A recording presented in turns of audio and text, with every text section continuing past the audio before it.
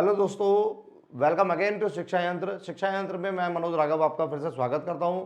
बेटा, हम अपने टॉपिक्स के साथ में फिर से आ गए हैं। जैसा कि मैंने आपको वादा किया था कि मैं आपके लिए न्यूमेरिकल्स की सीरीज लेकर आऊँगा जिसमें आप अच्छे से प्रैक्टिस कर सकेंगे। तो बेटा, उन्हीं न्यूमेरिकल्स को आगे आज कंटिन्यू करते हैं। आइए, आज मैं आपके लिए और एक और इंटरेस्टिंग न्यूमेरिकल लेकर आ गया हूँ। बेटा, ये एनसीईआरटी का न्यूमेरिकल है जिसको हम यहाँ सॉल्व करवा रहे हैं।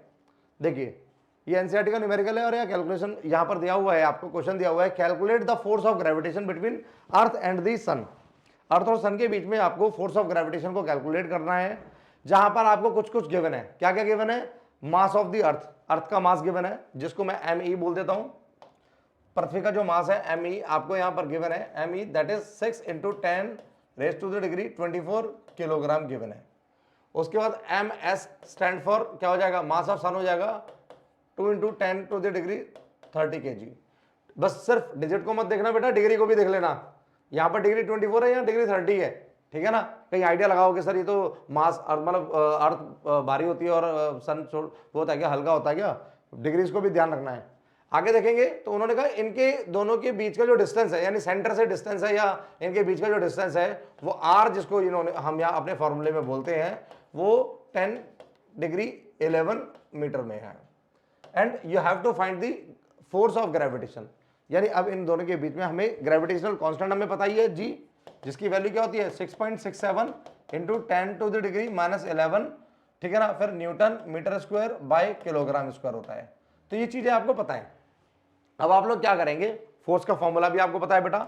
F = क्या होता है? G m1m2/r²। बेटा वो लगाते हैं। चलिए आइए, F को कैलकुलेट करेंगे बेटा। 6.67 × 10⁻11। मैं काम करता हूं, ये जो माइनस ये वाली जो डिग्री है, इन डिग्री को थोड़ा अलग रख लेता हूं। ये 10 की जो डिग्री आई थी हमारे पास, मैं यहां लिख लेता हूं 10 की डिग्री -11 दूर लिख देता हूं। फिर मल्टीप्लाई जी के बाद में फिर मल्टीप्लाई किससे करना है मेरे को? m1 से। m1 कितना है बेटा? मास ऑफ अर्थ कितना है? 6।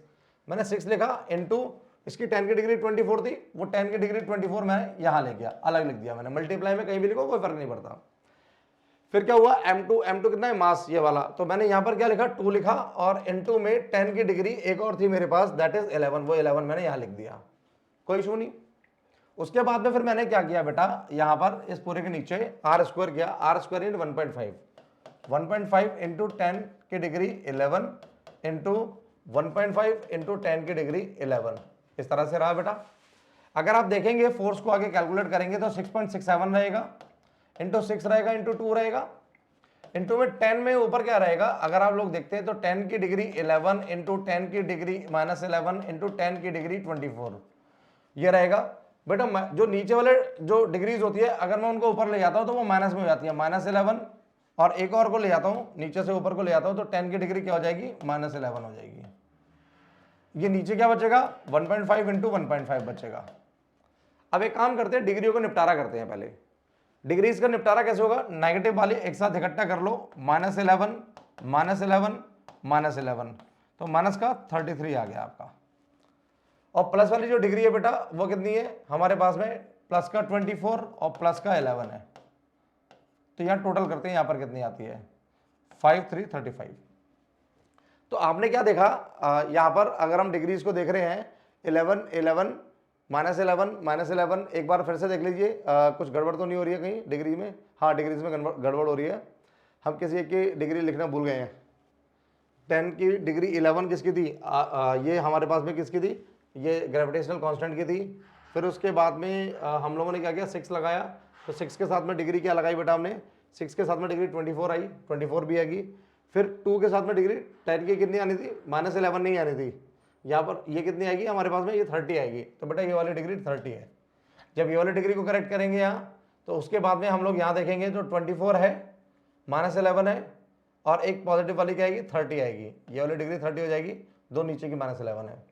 तो यहाँ -33 और यहाँ पर क्या आएगा? 24। ये भी कैलकुलेशन गलत हो जाएगा, 24 और 30 कर लेंगे बेटा से, ये 54 आएगा।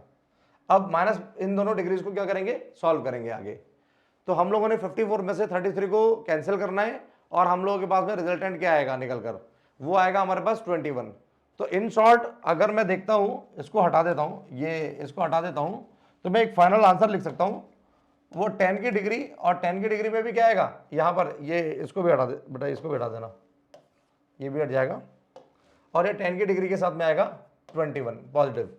ठीक है, अभी ये ऐसा का ऐसा बरकरार है, इसको मैं 667 लिख के डिवाइड बाई 10 कर देता हूँ, इंटू 6 इंटू 2, और ये 1.5 है, इसको 15 किया, पॉइंट आया बेटा ऊपर 10 कर दिया, इसको भी 15 किया, पॉइंट आया ऊपर 10 किया।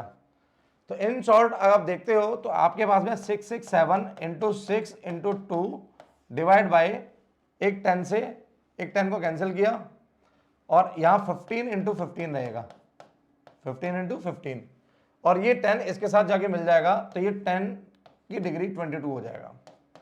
बेटा मुझे नहीं लगता कि अब आपको इसको भी सॉल्व करना नहीं आता होगा, नहीं आता है तो कमेंट सेक्शन में बता देना, अगली वीडियो में ले आऊंगा। अब आपको मैंने सिंप्लीफाई कर दिया है, आपको 667 इंटू 6 इंटू 2 करना है, और डिवाइड बाय 15 इंटू 15, यानी 2 to 5 से डिवाइड करना है। डिवाइड करेंगे आपका फाइनल आंसर आ जाएगा। ठीक है ना, फाइनल आंसर आपका क्या आएगा मुझे कमेंट में बताइएगा। प्रैक्टिस कीजिए, न्यूमेरिकल को कीजिए बेटा, ठीक है ना, कीप प्रैक्टिसिंग, कीप लर्निंग। आगे भी मैं 2-3 मॉड्यूल्स और लेकर आने वाला हूँ, 2-3 वीडियोस और लेकर आने वाला हूँ जिसमें हम न्यूमेरिकल्स ही करेंगे।